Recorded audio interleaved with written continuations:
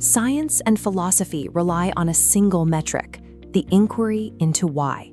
We witness a physical phenomenon like the rainbow, seeking to identify its origin. This arc of color serves as the terminal effect in a rigid, empirical chain of physical causality. Each observation demands a prior cause to explain its existence. By tracing this physical chain backward, we eventually reach a point where the standard laws of physics reach their limit, exposing the structural foundation of rational legal theory. The 12th century scholar Maimonides serves as the central architect for this rational exploration. He spent his career summarizing the complexities of oral law into a structured, rational codex called the Mishneh Torah. The opening section of this work defines the requirements for all subsequent knowledge. He titled it The Laws of the Foundation of the Torah. Identifying this foundation requires merging physical mechanics with philosophical rigor to define the primary cause of existence. We must distinguish between the fundamentals of the Torah and the more widely known 13 principles of faith. They occupy different roles in a logical system. The resurrection of the dead provides a clear example of a principle of faith. It is a required belief for the adherent, yet it remains absent from the list of structural fundamentals. If the dead never rise, the physical reality and the internal consistency of the Torah's legal framework remain unchanged. The system functions regardless of this event. A fundamental acts as a load-bearing axiom. The denial of such a principle causes the entire rational and legal framework to lose its objective standing. Prophecy fulfills this definition. Without a mechanism for communicative transmission between a creator and humanity, these laws lose their objective origin and become mere human inventions. Identifying the primary cause is an exercise in structural necessity.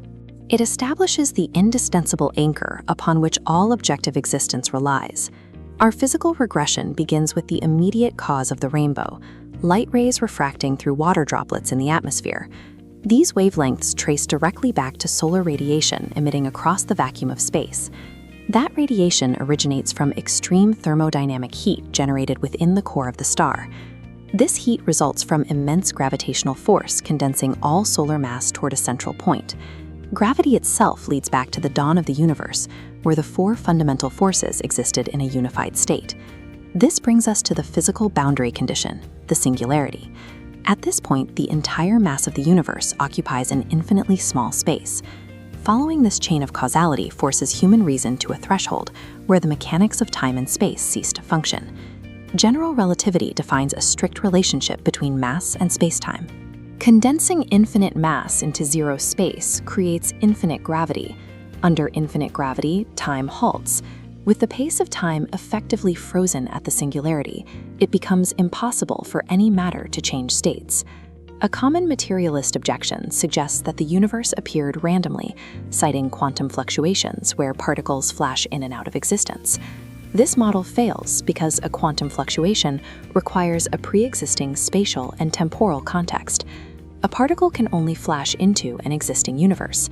At the singularity, no space or time existed to host such a fluctuation. There was no duration for a universe to randomly appear within. Because concepts like past and before have no mathematical meaning prior to the singularity, the universe requires a strictly non-temporal primary cause to initiate existence. This highlights a paradox in the Torah's first word, Bereshit.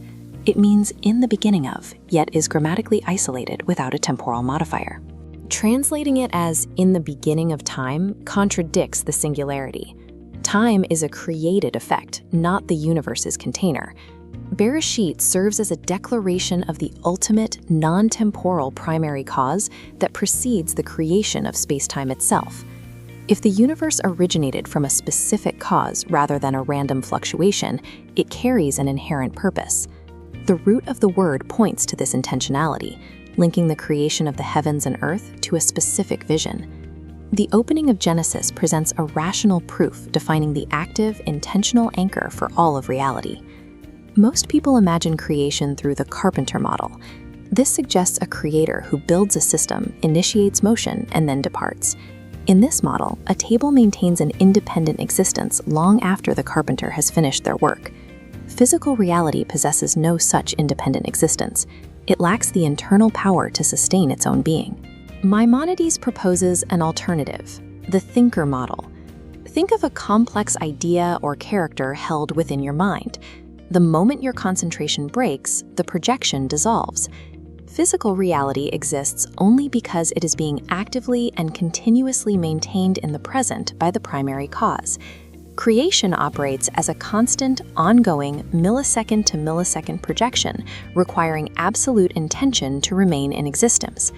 This model of continuous sustenance applies to the heavens and the earth, the entire physical universe, and all non-physical domains. Within this system, human beings and physical objects possess only a relative truth.